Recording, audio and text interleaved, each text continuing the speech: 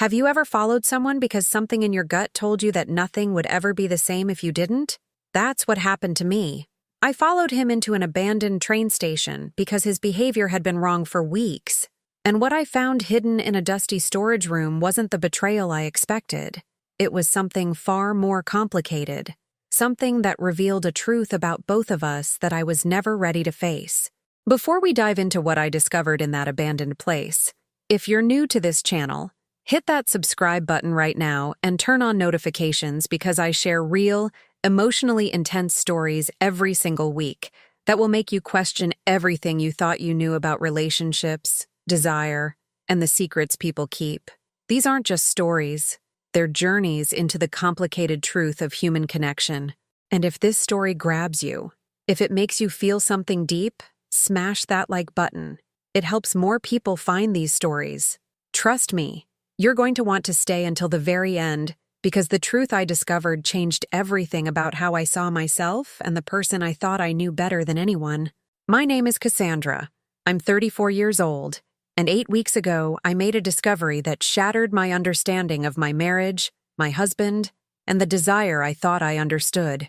This story takes place in an abandoned train station on the outskirts of our city, a place that hadn't seen passengers in over 15 years, but that had somehow become important to my husband in ways I couldn't understand. It's about following someone you love when their behavior stops making sense, about discovering secrets that rewrite your entire relationship, and about confronting truths about yourself that you've spent your whole life avoiding. I need to give you context. My husband Marcus and I have been married for 9 years, together for 12. We met in our early 20s, built a life together that from the outside looked stable and happy. Marcus worked as an architect. I was a graphic designer. We had a nice house in the suburbs, talked about having kids someday, did all the normal things married couples do. Our relationship wasn't passionate in the consuming way some relationships are, but it was comfortable, safe, predictable in ways that felt like security rather than boredom. But about 4 months ago, something changed.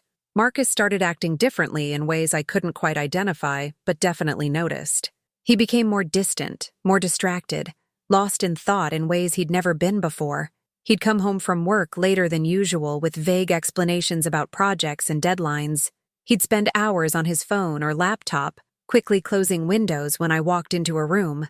He started taking long drives alone on weekends, saying he needed to clear his head, think about work problems, get some space. At first, I told myself it was just stress, that Marcus was going through something work-related and would talk to me about it when he was ready. I tried to be supportive, give him space, not push for explanations he clearly wasn't ready to give. But as weeks turned into months, the distance grew. The late nights became more frequent. The mysterious drives became a regular weekend occurrence. And the sick feeling in my stomach that something was seriously wrong became impossible to ignore. I started noticing other things too. Small details that individually meant nothing but together painted a concerning picture. Marcus had started dressing differently, more carefully, more attention to details he'd never cared about before. He'd bought new cologne, a scent I'd never smelled on him in 12 years together. He'd joined a gym and suddenly cared about fitness in ways he never had previously. He'd become protective of his phone, keeping it with him at all times, setting a password I didn't know. All the classic signs that relationship articles and advice columns tell you to watch for. All the indicators that something was happening that I wasn't part of. And if you're watching this thinking you know where this story is going, I need you to keep watching because the truth was nothing like what I expected. Hit that like button right now if you've ever suspected something and been completely wrong about what was actually happening.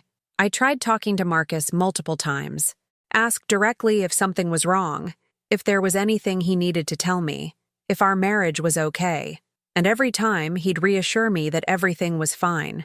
That work was just stressful, that he wasn't pulling away, just dealing with some things he needed to process alone, that he loved me and nothing had changed between us. But his reassurances felt hollow, his explanations didn't match his behavior, and the distance between us kept growing no matter how many times he insisted everything was normal. My friends told me I was probably right to be worried, that all the signs pointed to an affair, that I should hire a private investigator or check his phone or confront him more aggressively. but I couldn't bring myself to do those things. Couldn't become the suspicious wife who snoops and accuses and destroys trust. I wanted Marcus to tell me the truth voluntarily. Wanted him to trust me enough to share whatever he was going through. Wanted to believe that 12 years together meant something, that our marriage was strong enough to survive whatever crisis he was navigating.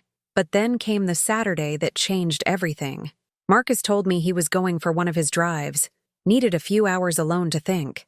I said, okay, told him to drive safely, watched him leave like I'd done dozens of times before. But this time, something in my gut told me I couldn't let it go.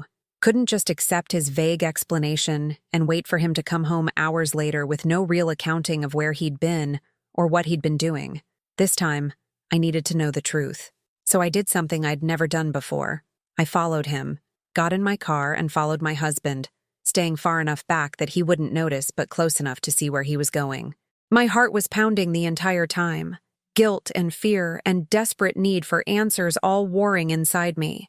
I felt like I was betraying our marriage by following him, but I also felt like he'd already betrayed it by shutting me out, by lying about where he went and what he did during these mysterious absences.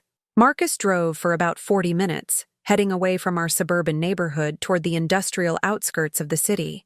Areas I rarely went, filled with old warehouses and abandoned buildings and infrastructure from decades past when this part of town had been thriving. He pulled into what looked like an old train station, a massive brick building with boarded windows and overgrown weeds, clearly abandoned for years. There were no other cars in the crumbling parking lot, no signs of life or activity. Just this decaying building that looked like it hadn't been used since the passenger trains stopped running through this area sometime in the early 2000s. I parked far enough away that Marcus wouldn't see my car, watched as he got out of his vehicle and looked around like he was making sure no one had followed him. Then he walked to a side entrance of the building, produced a key from his pocket, a key to an abandoned train station, which raised so many questions I couldn't even process them all, and let himself inside. The door closed behind him, and I sat in my car trying to decide what to do next. Every rational part of my brain said to leave, to drive home and wait for Marcus to return and confront him then about where he'd been, to not follow him into an abandoned building alone. But I'd come this far, had already crossed the line of following my husband, and I needed to know what he was doing in this place, needed to understand why he had a key to an abandoned train station and why he'd been coming here regularly for months without telling me. So I got out of my car and approached the building, tried the door Marcus had used and found it unlocked. He must not have locked it behind him, probably assuming no one would be out here to follow him inside. I pushed it open slowly, wincing at the creak of old hinges, and stepped into the abandoned train station. And subscribe right now if you want to know what happened next, because this is where everything I thought I knew completely fell apart. The interior was exactly what you'd expect from a building that had been abandoned for 15 years. Dust everywhere, broken glass, graffiti covering the walls, that particular smell of decay and neglect. What little light made it through the boarded windows created broken beams cutting through the darkness, illuminating particles of dust floating in the air. It was eerily quiet, the kind of silence that feels heavy and oppressive, broken only by the sound of my footsteps on the debris-covered floor and the distant sound of traffic from the highway. I could hear movement somewhere deeper in the building. Footsteps. The sound of something being moved. I followed the sounds carefully, moving as quietly as possible, my heart racing with fear and anticipation. The building was larger than it looked from outside, a maze of rooms and hallways and spaces that had once served various functions for a working train station, but now just felt like a labyrinth of abandonment. I followed the sounds to what looked like it had once been a storage area. The door was partially open, light visible from inside. Marcus must have brought a flashlight or lantern. I approached carefully, positioned myself where I could see through the gap without being immediately visible myself, and what I saw made absolutely no sense. Marcus was in the storage room, which he'd apparently been using as some kind of personal space. There was a camping chair set up, a battery-powered lantern providing light, some boxes and crates arranged almost like furniture. But that wasn't what caught my attention. What caught my attention was what Marcus was doing. He was standing in front of a crate, and he was holding lingerie. delicate, feminine lingerie in his hands, looking at it with an expression I'd never seen on his face before. Not lustful, not guilty, something else. Something that looked almost like longing mixed with fear. My first thought was the obvious one. Marcus was having an affair. This was some kind of secret meeting place. And he was here with another woman, or preparing to meet another woman, or looking at lingerie he'd bought for another woman. The betrayal felt like a physical blow to my chest, stealing my breath, making my vision blur with tears. But then I noticed other details that didn't fit that narrative. There was no one else there. Marcus was alone. And the way he was holding the lingerie didn't look like he was thinking about someone else wearing it. It looked like, and this thought made my brain stutter because it didn't make any sense, it looked like he was imagining himself wearing it.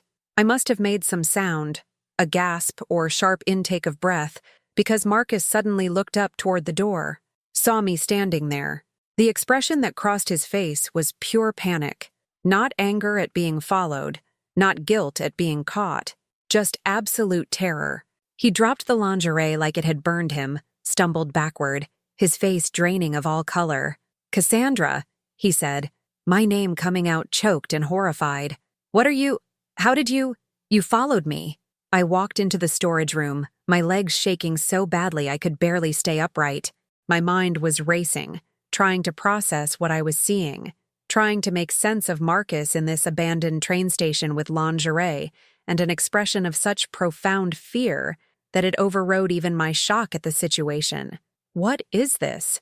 I asked, gesturing at the space around us. "What are you doing here, Marcus? What is all this?"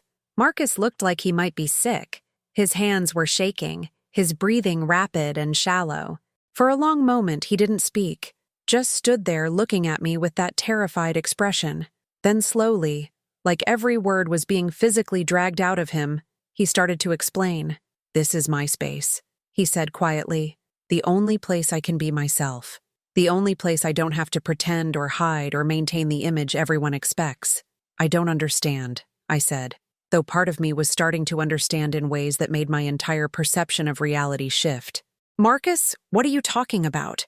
What do you need to hide?" He closed his eyes, took a shuddering breath. When he opened them again, there were tears streaming down his face. "The lingerie isn't for someone else," he said. "It's for me. I've been coming here for months because it's the only place I feel safe enough to explore this part of myself.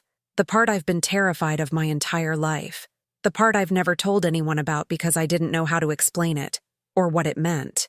The words hung in the air between us, heavy with implications I was still trying to fully grasp. "Are you saying," I started, my voice barely working, "that you want to wear women's clothing? That you're, transgender? Cross-dressing? I don't understand what you're telling me." "I don't fully understand it myself," Marcus admitted, his voice breaking.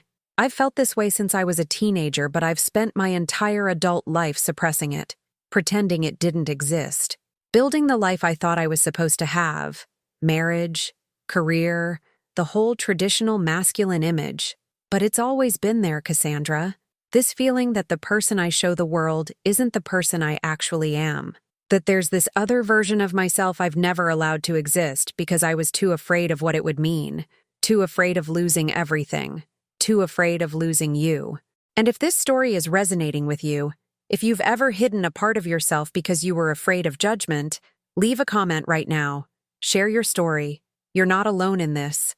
I sank down onto one of the crates, my legs giving out entirely. My mind was reeling, trying to process this revelation.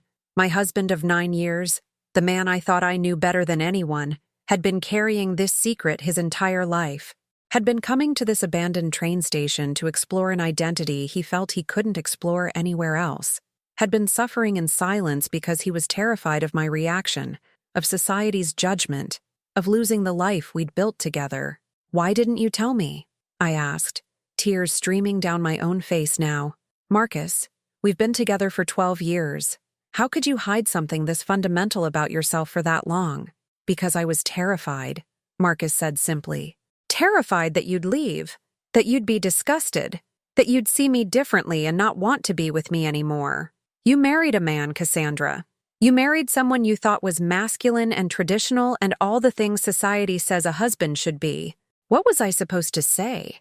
That I wanted to wear dresses? That I felt more like myself in feminine clothing than I ever did in the suits and casual wear I presented to the world? How do you tell someone that without destroying everything? We stood in that dusty storage room in an abandoned train station, surrounded by the evidence of Marcus's secret life, and I realized I had a choice to make. I could react with anger and betrayal, could see this as the ultimate deception, could walk away from our marriage because the person I'd married wasn't who I thought he was, or I could try to understand, could recognize that Marcus had been in pain for our entire relationship, had been hiding a fundamental part of himself because he was afraid of losing me, could choose compassion over judgment. I'm not going to lie and say I handled it perfectly in that moment. I didn't.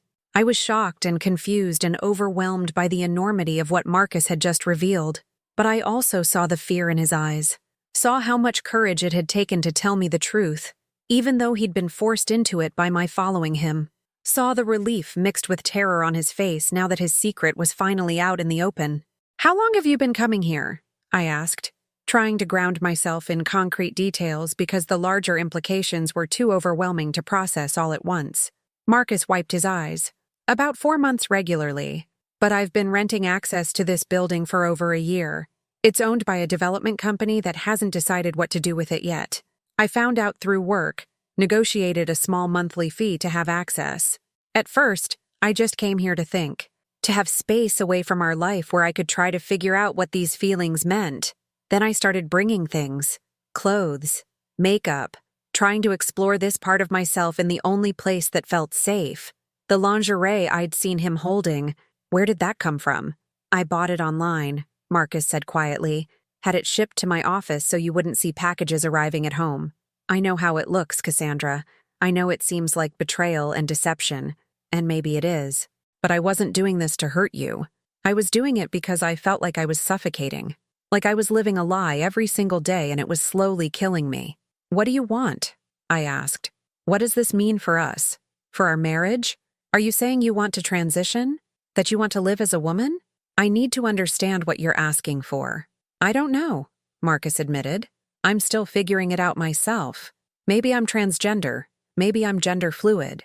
Maybe I just need the freedom to express feminine parts of myself that I've suppressed for decades. I haven't figured out labels or what this means long term. All I know is that I can't keep living the way I have been. Can't keep pretending this part of me doesn't exist. Can't keep coming to an abandoned train station to be myself for a few stolen hours before going back to performing masculinity for the world." Standing in that abandoned place, surrounded by broken beams of light cutting through the darkness, I realized something profound about myself too. The shock I was feeling wasn't disgust. It wasn't betrayal in the traditional sense. It was something else entirely. It was the realization that the person I'd married was more complex than I'd ever imagined.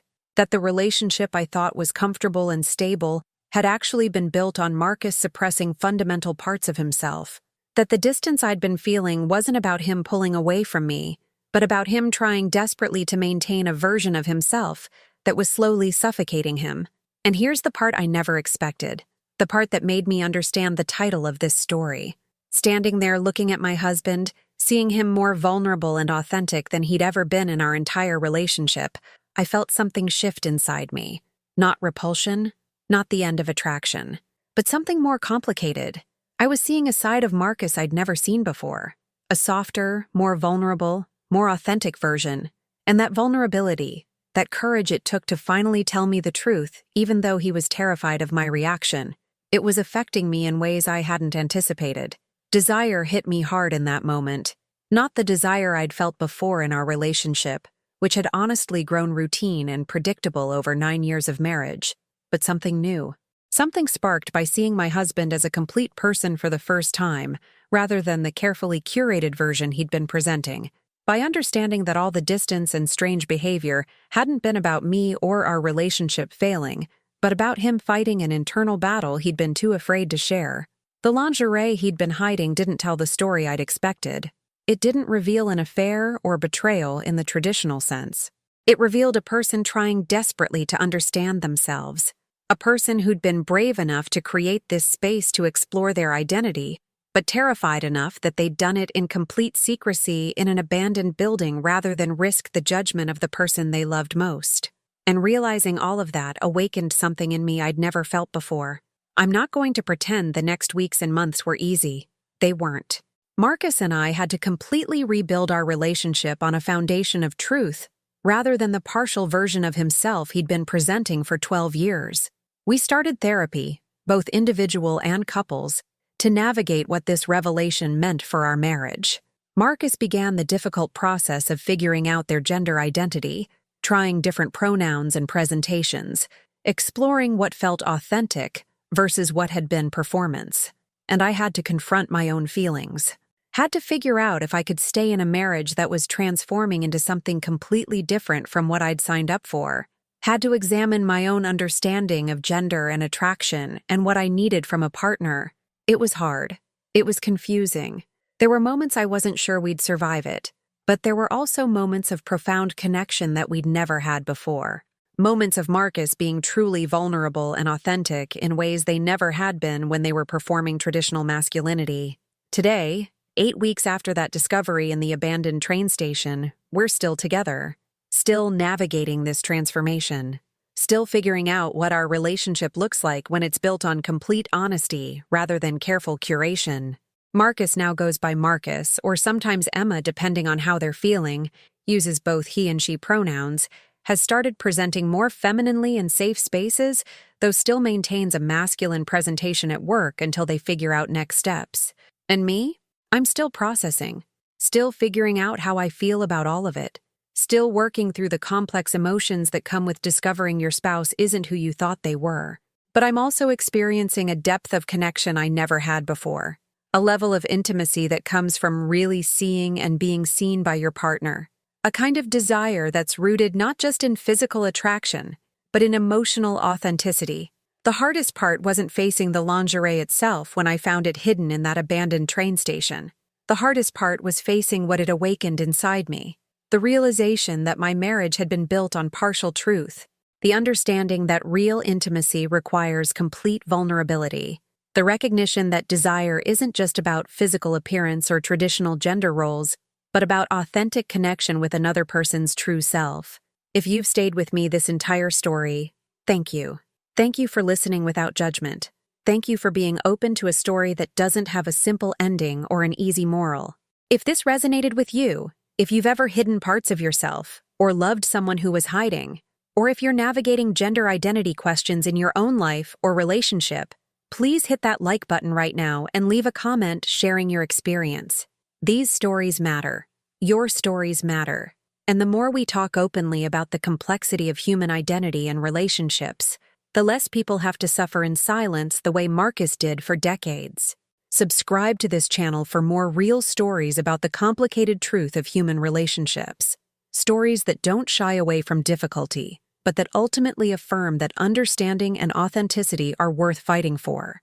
And remember, the people we love are always more complex than we imagine.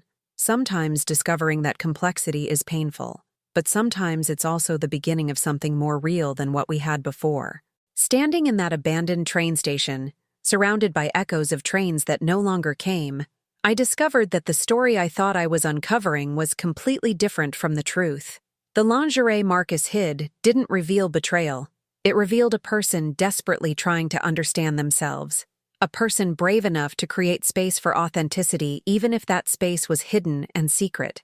A person who loved me enough to be terrified of losing me. And what it awakened in me was the understanding that love isn't about loving the curated version someone presents. It's about loving the complete person, even the parts they've been afraid to show you, even the parts that complicate everything you thought you knew, even the parts that require you to grow and change and question your own assumptions. Desire hit me hard that day. Not the desire I expected, but the desire to really know my partner. To build something real instead of something comfortable but incomplete. To have the courage to stay and navigate complexity rather than running from it. That's the story of what I found in an abandoned train station. That's the truth the hidden lingerie revealed. And that's the desire that awakened in me when I finally understood what I was really looking at.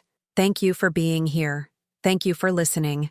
And remember to like, subscribe, and share your own story in the comments. You never know who needs to hear it. The end.